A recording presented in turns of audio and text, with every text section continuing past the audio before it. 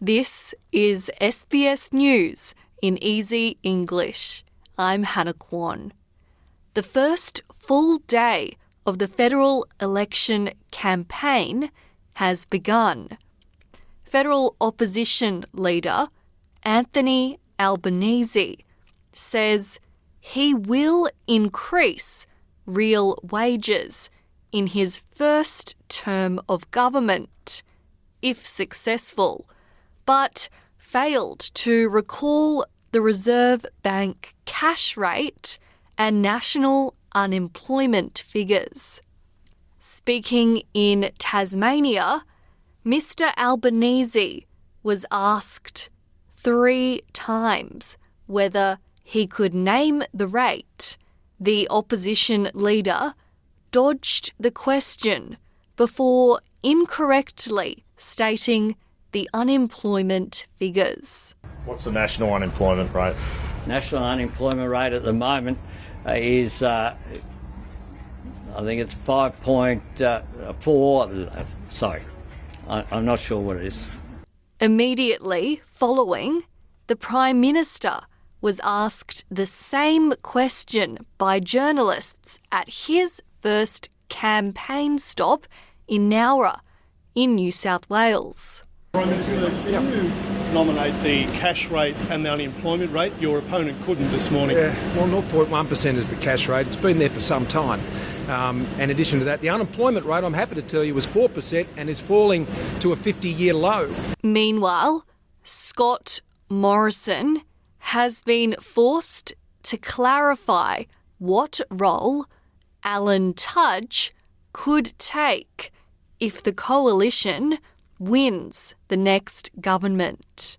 Despite the Prime Minister's statement from last month confirming Mr. Tudge was not seeking to resume his education portfolio, Mr. Morrison has today claimed nothing has changed. Alan Tudge stepped down from his role after allegations of physical and psychological abuse of his former staffer, claims he's stringently denied. Bus services are running to a reduced timetable today in New South Wales as Transport Union members stop work for 24 hours as part of a pay dispute. The New South Wales Transport Department says it is working with private operators to make sure there's as little disruption as possible on the first day of the school holidays. Overseas, and Ukrainian President Volodymyr Zelensky is warning that Russian troops are increasing military aggression in eastern Ukraine. Mr. Zelensky says Ukraine's defence is standing firm. Another week Ukraine lives despite all Russia's efforts to destroy us. We defend ourselves, we hit back, we develop our relationships with our partners, we receive help. We ensure that the maximum attention of the world to our needs and influence the global debate, propose and promote new sanctions against Russia.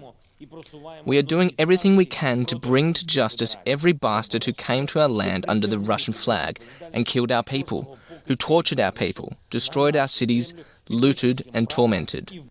French President Emmanuel Macron will face far-right nationalist Marine Le Pen in a runoff for the French presidency after advancing in the first round of voting. Mr. Macron says he envisions a progressive France. I want a France that resolutely fights against Islamist separatism, but which, through secularism, allows everyone to believe or not to believe to exercise their religion, and not a France that prevents Muslims or Jews from eating as prescribed by their religion. This is not us. I want a France that brings progress for everyone, for our elders and for our young, for workers, for families, for women and especially single mothers, for the precarious. In sport, British police are looking at CCTV footage to find out if Manchester United's Cristiano Ronaldo committed an offence by knocking a mobile phone out of a fan's hand after his team's 1-0 loss at Everton.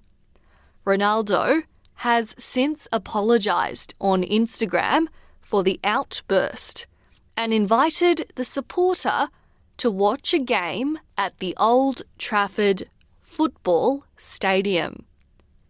You've been listening to SBS News in Easy English. I'm Hannah Kwan. This is SBS News in Easy English. I'm Hannah Kwan. Prime Minister Scott Morrison is promising to create 1.3 million jobs over the next 5 years as he campaigns in Western Sydney. But the Prime Minister says migration won't be increased to help achieve this.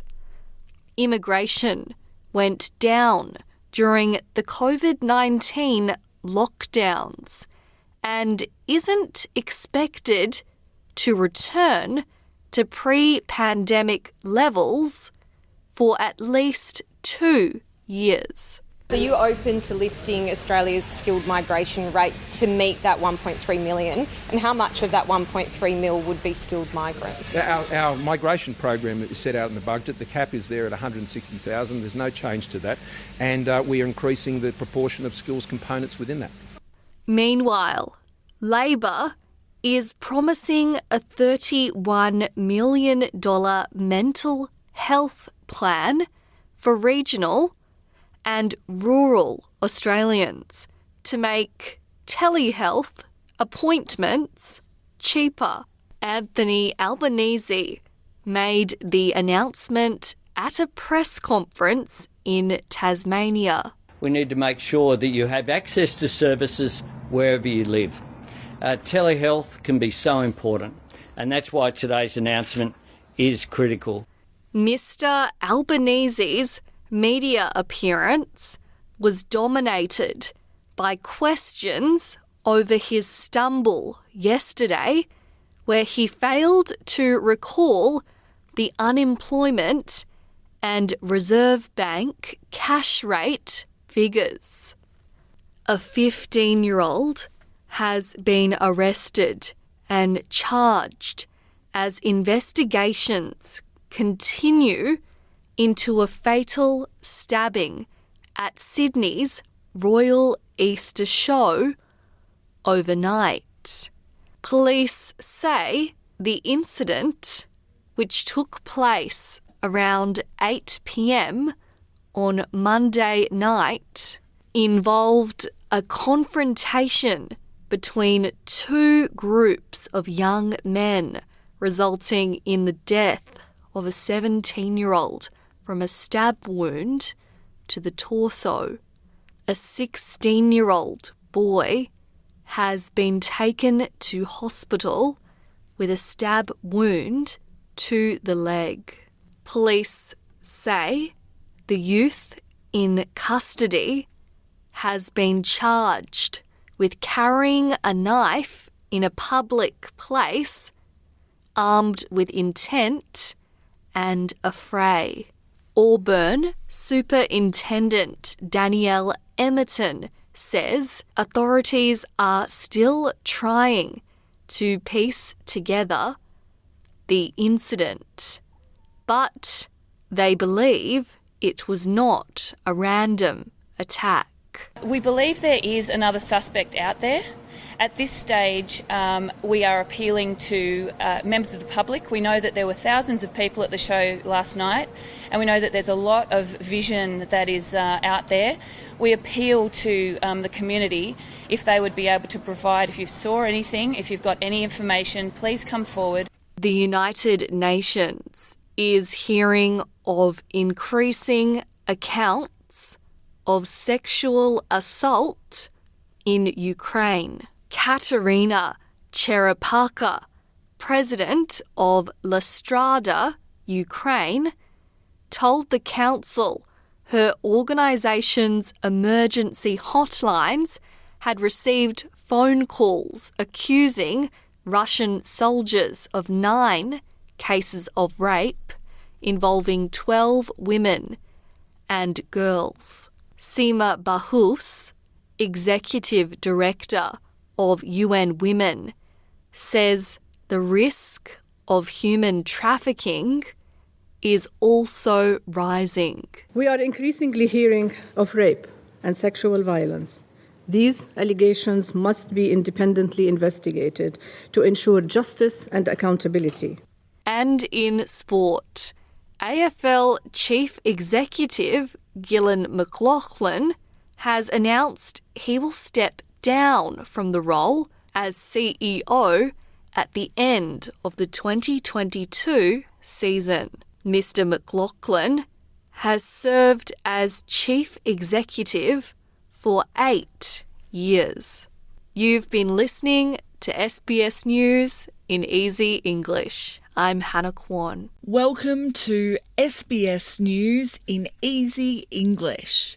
I'm Amy Hall. Federal Labor has announced a $135 million plan to open 50 urgent care clinics across Australia if it wins government.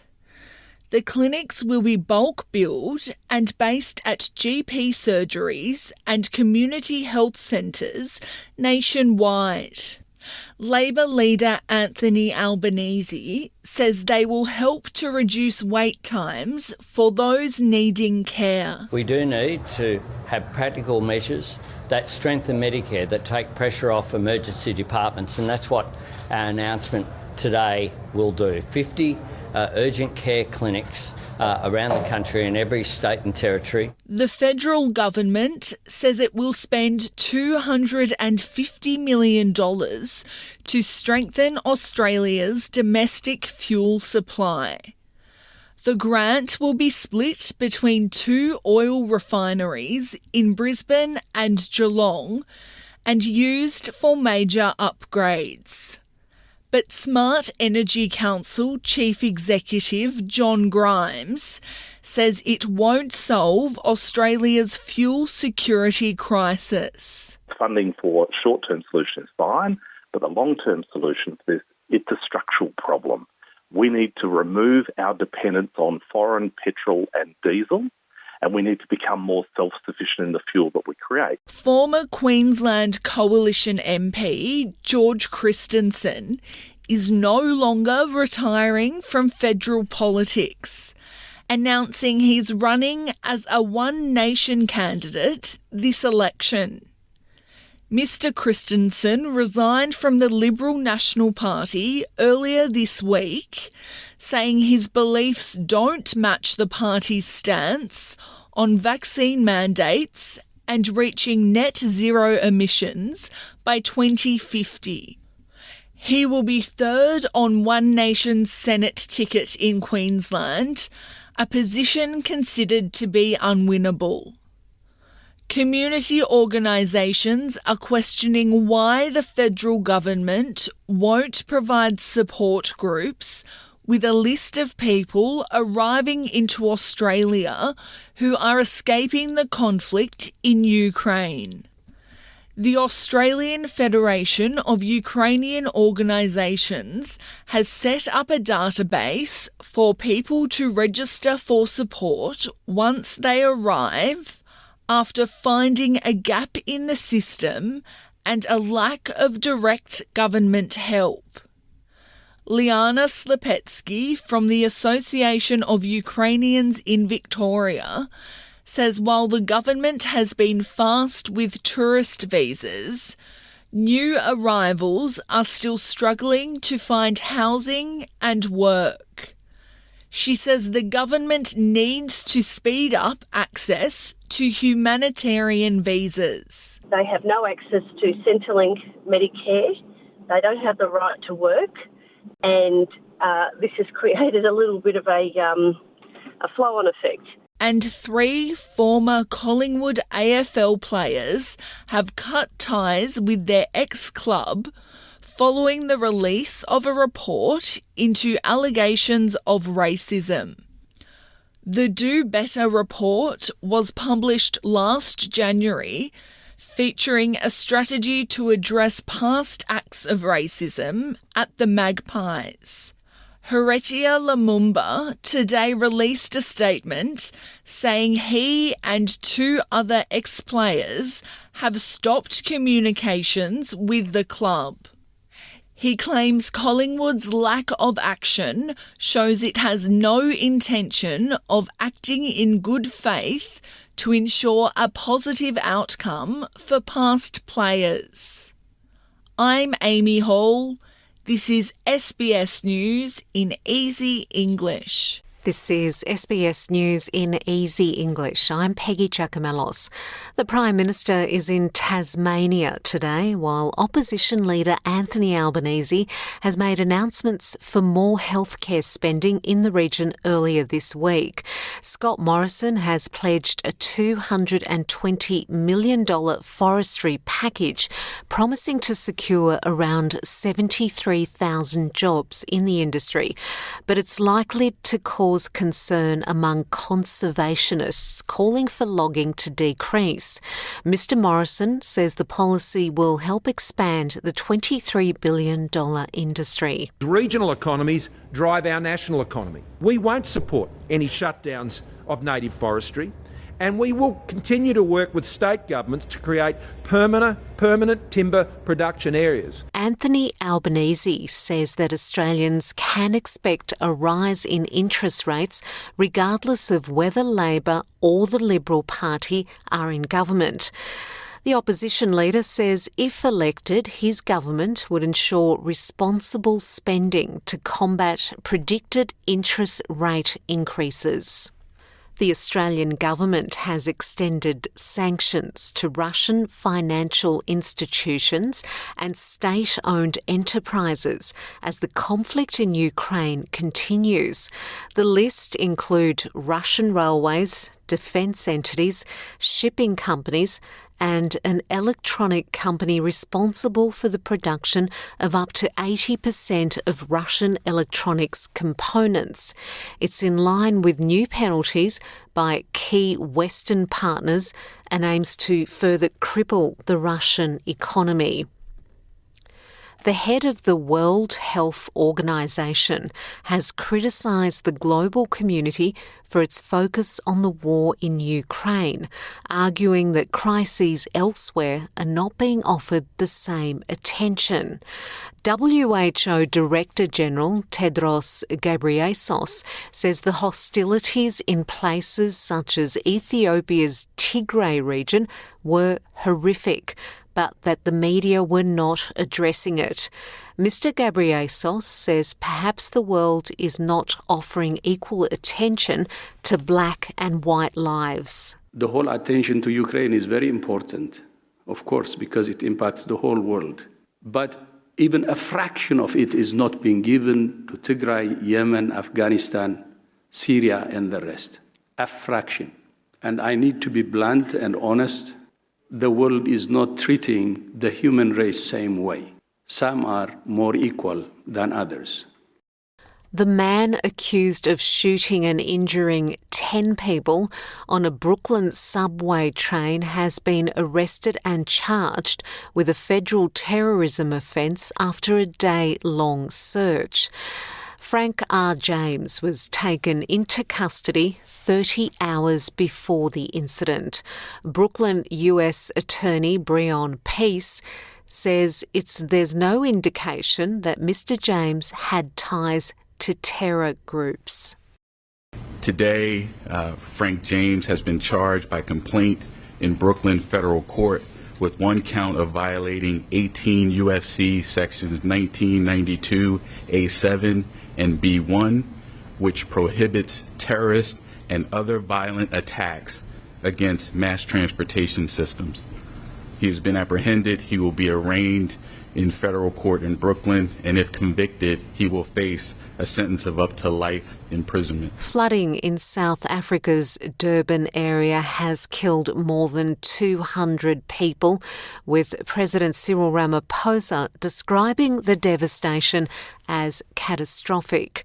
Officials say the death toll is expected to continue to rise as search and rescue operations continue in the KwaZulu-Natal province. Mr. Ramaphosa has attributed the disaster to climate change and says KwaZulu-Natal is going to be declared a provincial area of disaster. And that's SBS News in easy English.